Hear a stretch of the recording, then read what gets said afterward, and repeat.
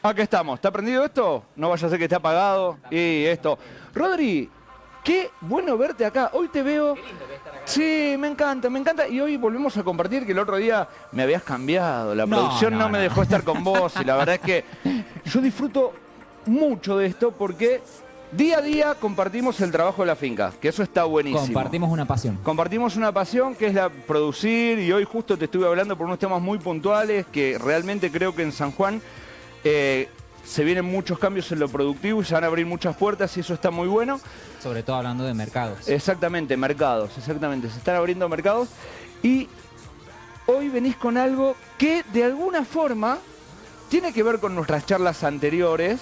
Mira, y vamos a hablarlo en profundidad en hoy, algún momento, ¿te acordás cuando hablamos del Día del Ingeniero Agrónomo? Exactamente. Y en ese caso hablábamos de reproducción agámica. En realidad hablamos de clonación. ¿Por qué? Porque nosotros, a nivel personas, las personas, no es factible la clonación y se probó en animales, etcétera. Sin embargo, cuando yo quiero hacer una reproducción de una planta, la puedo hacer de forma agámica. Bien. Una reproducción agámica o asexual sería, o es lo mismo que una clonación. Una clonación. O sea que agámica es sinónimo, por así decirlo, de una clonación. Asexual. Clonación. Bien. ¿Por qué? Porque estamos reproduciendo exactamente el mismo individuo que le dio origen. ¿Qué es lo que sucede normalmente en todos los cultivos, digamos, hoy por hoy de los más productivos? Por ejemplo, como pasa en nuestra querida provincia, como pasa con la vid. La vid es uno de ellos, por ejemplo. Ahora, normalmente por ejemplo, el olivo. El olivo ya también, pero ¿qué pasa? El olivo tiene otras características. Bien. Y ahí está... la clave del éxito. Bien. Una, en casa, yo tengo que saber qué tipo de material voy a utilizar. ¿Por qué? Porque si el material es de una u otra característica, no va a enraizar, no va a generar la nueva planta. Pero si yo tengo en cuenta, por ejemplo, si es leñoso, semileñoso, semiherbáceo o herbáceo, y tengo algunos consejos que los vamos a tratar hoy día, lo probable es que haya éxito. Vos sabés que... hace poquito me preguntan, quiero hacer un crateus, ¿viste? El crateus es una planta que está en todos lados. Y me dicen, ¿se puede hacer de estacas? Esa es la gran pregunta. En realidad hay que ver qué es la estaca y qué es el esqueje. Bien. La estaca, la van, por ejemplo, acá yo te porque traje...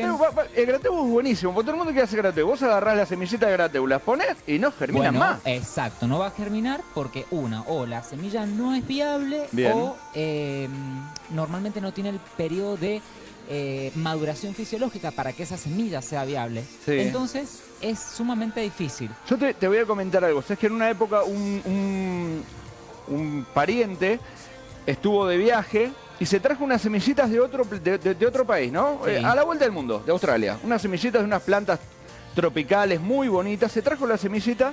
Está mal eso, digamos, porque en realidad no se puede hacer. Absolutamente pero bueno, lo hizo igual. Y nunca las pudo hacer germinar. Entonces, después averiguando le dijeron que justamente esa planta crece ahí porque hay una fauna que debe comer esa semilla y con sus jugos gástricos le rompe toda una cuestión y le genera, le induce, ¿no?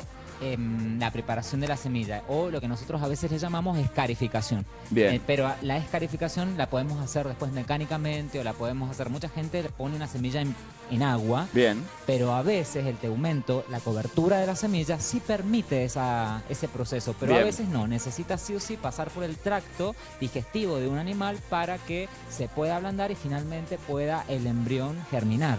Pero esos son casos muy puntuales, muy puntuales. Ahora nos vamos a ir a lo que son las plantas de jardín. Esto, por ejemplo, es de una aralia. A mí me encanta la aralia. Es una planta sumamente fiel que va a aguantar sol, sombra. Crece muy bien, es muy generosa y es muy linda. Es un recurso muy lindo para jardín. Esto es una estaca, propiamente dicho. Pero es una estaca leñosa. ¿Viste cuando hablamos de vid? ¿Me tomás ahí con la 3? A ver vamos a decir que son estacas leñosas. Esto, fíjate vos que es de color verde, entonces no le podemos decir que es una estaca leñosa. Es una estaca semi-herbácea. No llega a ser como la de una parra. Ni llega a ser como este otro caso. Acá te he traído un helecho arroz. El helecho arroz. Vamos a mostrar así vos podés. Es completamente herbáceo y en ese caso es un gajo. Entonces ya vuelve a salir otro término. Gajo, estaca, esqueje. Y fíjate acá te traje un romero. Bien. Que hay mucha gente que le interesa saber cómo hacer el romero. Bien. Y esto ya es una madera leñosa de diferentes características, pero qué interesante. viste que el tronco ya está lignificado, es de color marrón. Si bien es finito, tiene características más duras, pero también se puede hacer. Y en ese caso se le denomina esqueje herbáceo. Bien. La técnica que se va a utilizar para olivo, crategus y romero responden a esqueje herbáceo, porque es un tipo de tejido especial que de esta forma, cuando expliquemos el esqueje, lo vamos a poder hacer. Vos fíjate que acá yo te he traído unos vasitos plásticos que tienen unos orificios en la base y simplemente ahí pusimos un sustrato y de ahí el más seleccionamos el esqueje. Que el sustrato, amigos, no es perfectamente lo que hemos preparado. Me preguntó la vez pasada, tío, ¿qué es un sustrato? Bien. Claro, y uno lo maneja todo el tiempo porque dice, es el sostén, el anclaje de las raíces en el medio donde va a vivir la raíz. Y el tema es que acá es muy importante, cuando yo voy a hacer la estaca, el gajo o el esqueje, es muy importante la preparación de ese sustrato porque tiene que ser suelto, tiene que tener un muy buen drenaje para favorecer la rizogénesis. ¿Qué es la rizogénesis? El crecimiento de las raíces. El crecimiento de las raíces. Pero eso está ligado a una capacidad que tienen las células vegetales que se denomina totipotencia. Ahí estamos con la totipotencia que hablábamos antes de empezar. Exactamente. ¡Qué grande! ¿Qué palabra? ¿Qué es la capacidad de una célula con totipotencia? ¿Qué es la totipotencia? La totipotencia va a ser la característica que tiene una célula vegetal de desdiferenciarse para rediferenciarse. Por ejemplo, esto le dio origen a una célula que dijo, vos vas a hacer una hoja. Y se diferenció para hacer una hoja. Ante determinadas condiciones ambientales y genéticas, la especie puede recibir la señal para desdiferenciarse, es decir, dejo de ser hoja, y decir, a ver qué voy a hacer ahora, cambió el medio, cambió la luz, cambió el suelo, cambió esto, ahora me hago raíz. Mira, Rodri, aprovecho y hago un ejemplo muy visual, que por ahí aquí en San Juan lo vemos, por ahí mucha gente tiene un duraznero, un ciruelo. Vieron que, por ejemplo, cuando brotan los ciruelos y los duraznos, normalmente brota primero la flor y después viene atrás el brote verde.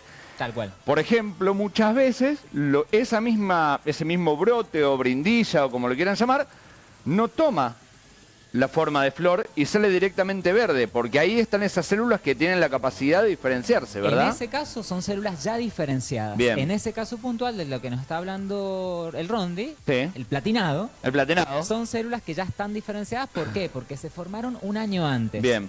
Ahora, todas esas células que ya tienen la señal para hacer flor, la señal para hacer hoja, la señal para hacer brote, bien, en las plantas tienen totipotencia. Eso significa la célula deja de ser lo que es para empezar a hacer otra cosa. Perfecto. Esa es la propiedad que utilizamos para hacer reproducción agámica o asexual o clonar plantas. Bien. Entonces, las características que vamos a obtener son iguales a las de la planta madre. Estamos haciendo clones. Bien. Ahora, ¿qué va a pasar cuando yo tengo un tejido que está envejecido?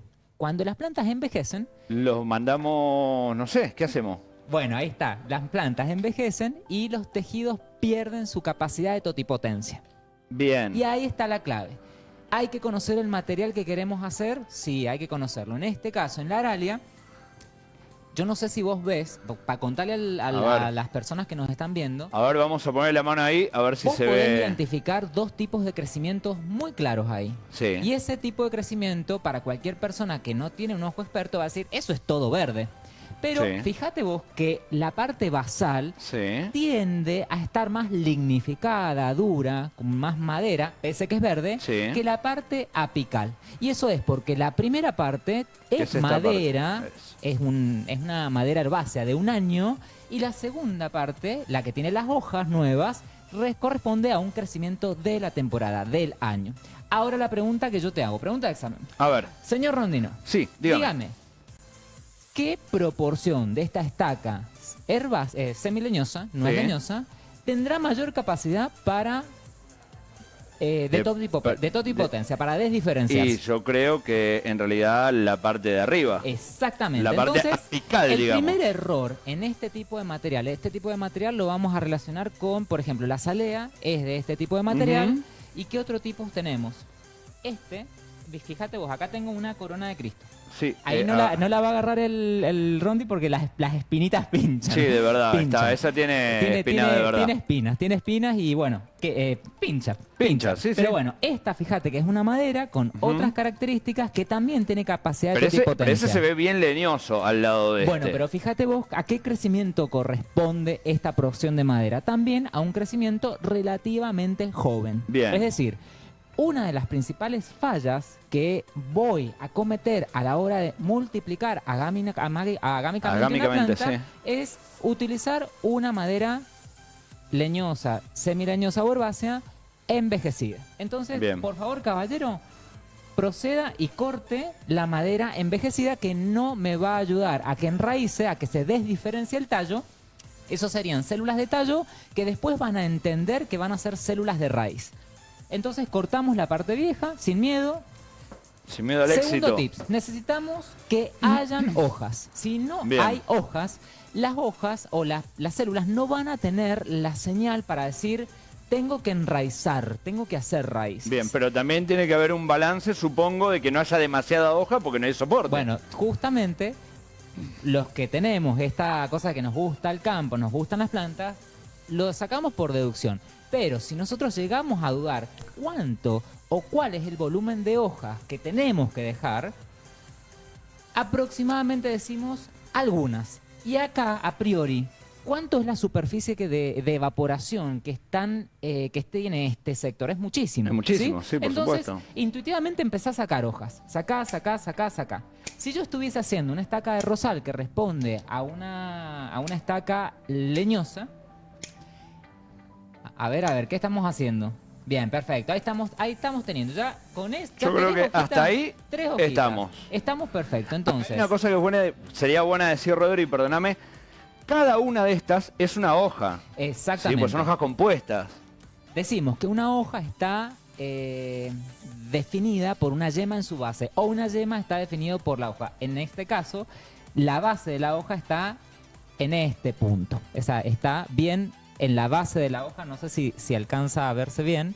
Ahí está la yema, ahí está la hoja. Y esto se trata de una hoja compuesta, que tiene foliolulos.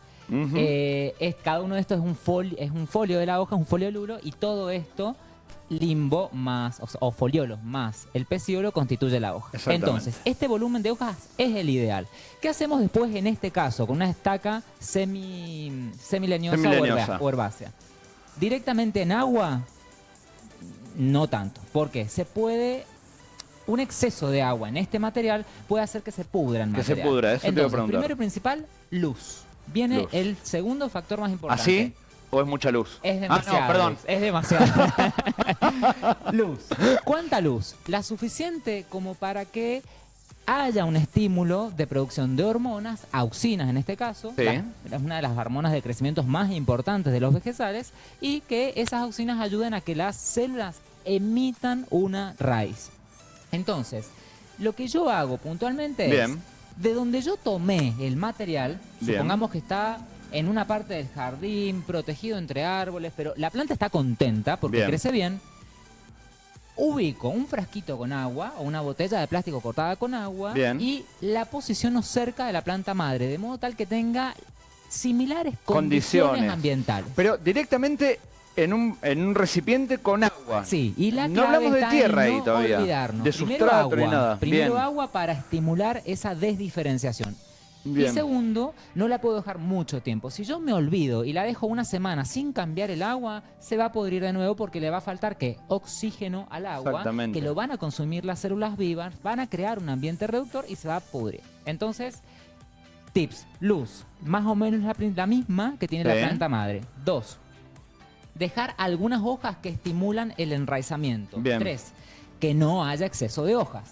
4, una vez que formó un callo, que parece como si se formara una baba en la base, hay que sacarlo, por eso todos los días hay que estar revisando, cambiando el agua, Y ahí nos vamos al sustrato. Bien. En este caso traemos sustrato, vos si querés podés mostrar ahí nuestro Ahí el mismo sustrato que normalmente se usa. Es un sustrato suelto. Si nosotros usamos la tierra de jardín... El compost que hicimos, ¿puede ayudar para esto? Pero no podemos usar solo compost porque sería mucha materia orgánica, serían muchos nutrientes y tendríamos que combinarlo con un material inerte que le dé mayor aireación, porosidad y filtración. Genial. Es muy importante el aire. Bien. Tiene que haber en este caso, para un proceso de rizogénesis, aire combinado con agua. Entonces ahí está la clave. Un buen sustrato me va a permitir retener humedad, pero que no haya exceso, que no se asfixie, que haya aire. Claro. Entonces siempre vamos combinando sustratos con perlita, acerrín, algo de tierra verdadera, algo de compost, en partes de un poquito de arena se puede poner también. Exactamente.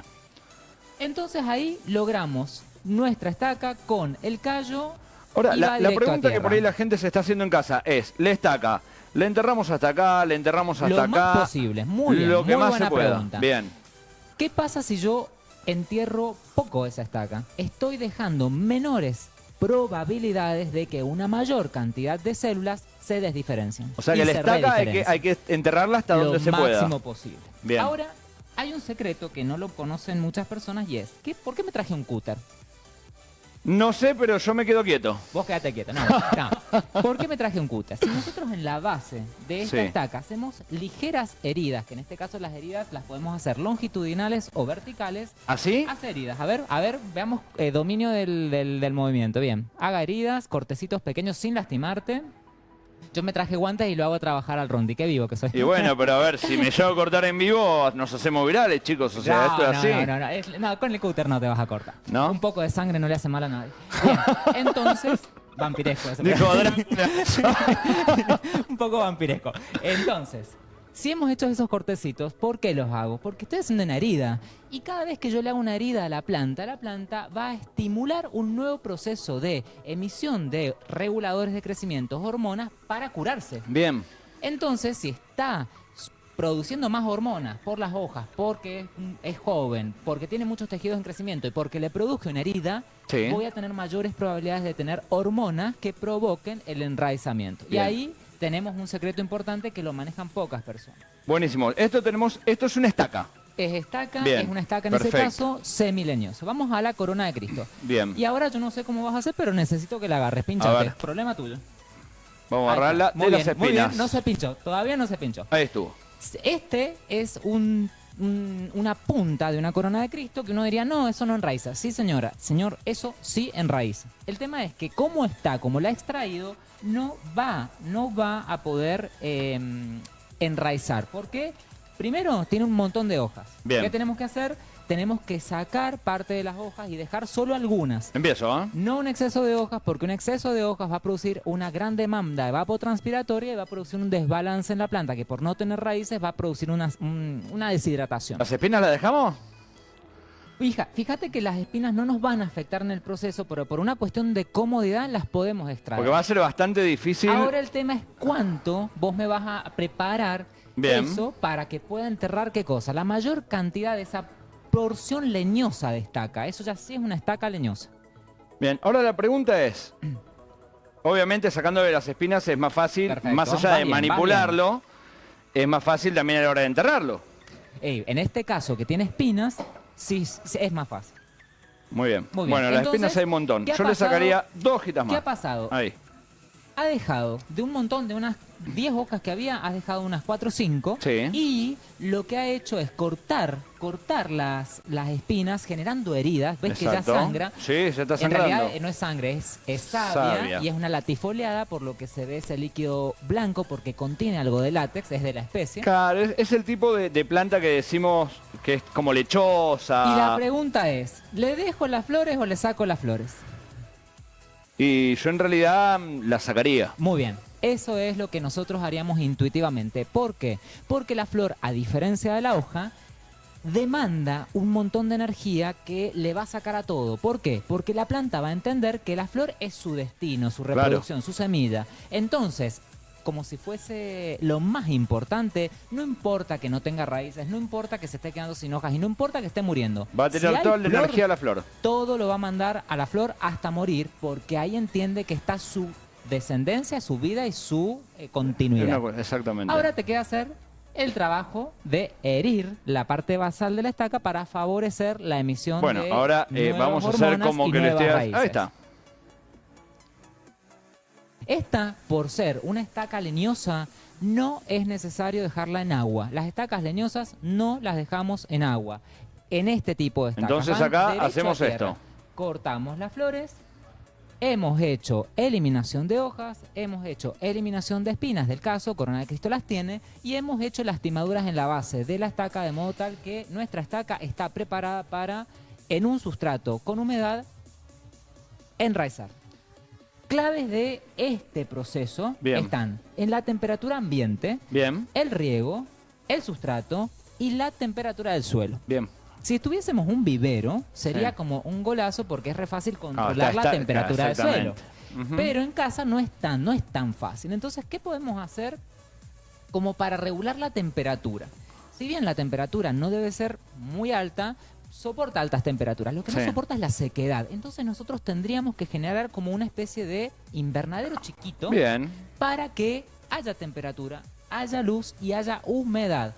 Por ejemplo, ¿qué pasaría si esto vos lo enterrás? Más o menos hasta dónde te quedaría enterrado. Y hasta como por acá. ¿Qué pasaría si yo corto una botella grande de 2 litros o 3 litros y la coloco como si fuese una campana? O sea, la ponemos de vuelta. Perfecto. Va a hacer un microclima. En esa campana va a generar ese microclima sumamente húmedo que necesita para que se produzca ese enraizamiento. Genial. Entonces ahí tenemos el caso número 2, que sería una estaca leñosa que hemos extraído en la primavera. En la primavera, muy bien. Otra clave importante es qué se extrae en primavera y qué se extrae en invierno. Las plantas como la vid las vamos a extraer en invierno, al igual que el rosal. ¿Por qué? Porque producen como un receso vegetativo o baja la velocidad de circulación de la savia. Entonces, supongamos que uno quiera una glorieta, una pérgola con un arreglo que la vas a sacar en febrero para comer una riquísima uva o una superior que tanto hay acá en San Juan. Yo tendría que haber sacado material en el invierno con el receso vegetativo. No lo podría sacar acá. En cambio, con la Corona de Cristo, sí se debe sacar en primavera. Buenísimo. Ahí está la técnica. Es decir, otra de las posibles fallas... ¿Esta técnica la podemos usar para Grateus? Bueno, ahí está el tema. El Grateus va a responder igual que el romero. Bien. Entonces, yo acá te traje el caso número 3. ¿Esto qué es? Esto ya es un esqueje. Bien. El esqueje herbáceo es una pequeña porción de madera del año que está creciendo en la misma temporada y que tiene las características que necesitamos. Que esto hay que tener en casa, porque esto es para el asado, para la carne, viene buenísimo. Potencia. Cuidado que las abuelas dicen que el romero es muy sensible, que nadie lo toque. Que nadie lo toque porque se seca. Excepto la carne. Entonces, con lo que hemos aprendido, Rondi, ¿qué hacemos con esas hojitas de romero? Y yo en realidad... es muchísimo. Es muchísimo, hay que sacar. Yo le sacaría por lo menos hasta acá. Saque nomás. Saque. Perfecto. Entonces, ahí Rondi ya nos preparó el esqueje simplemente cortando la puntita de... El romero. Un brote de romero, la puntita más tierna. Mientras más tierna es más joven. Mientras más joven, más capacidad de totipotencia. Y luego nos tenemos que ir al sustrato. Un sustrato que lo podemos fácilmente lograr. Estamos hablando que era sueltito. Algo de arena, algo de tierra, algo de compost, perlitas si lo hubiera. Y entierre. El vasito tiene que tener drenaje. Estos vasitos están todos con drenaje. Un drenaje, ¿sí? Se debe mantener la humedad, se debe mantener una temperatura del ambiente, que ahora no tenemos opción, la temperatura va a ser alta, y tendríamos que tener un sistema mist, un sistema de aspersión tipo mist o nube. En casa no lo vamos a tener. Esto, Grateus. Bueno, pero con el bomberito lo podemos hacer, ¿no? Exactamente. Pero por Dios que sincronía. Bueno, me saca las palabras de la boca. Esto me gusta mucho, amigo, ya sabes. ¿Qué hacemos con Grateus? Tengo un amigo que cría unas plantitas parecidas a estas, así de chiquitas. Cuando son chiquitas son parecidas. Pero después son, no sé, están buenísimas. Es muy olorosa, así también como está así, muy perfumada. Bueno, esto, ya tenemos el esqueje, lo hemos planteado, Rondi, pero perfecto con la técnica. ¿Lo podemos mantener así, tal cual, al sol? No. No. Necesitamos sí o sí en Grateus, esqueje herbáceo, lo más terno, porque tiene mayor capacidad de totipotencia. Necesita luz y necesita humedad, entonces tenemos que generar el ambiente húmedo. ¿Cómo lo hacemos? Con campanitas plásticas como las de recién, y Bien. cuidado con la campana que necesitan ingreso de aire, entonces Claro. hay que mover la campana. Bien. O nos hacemos como una especie de carpa, de tent o de estructura con cañas, de modo tal que armamos una estructura y la cubrimos con un nylon transparente.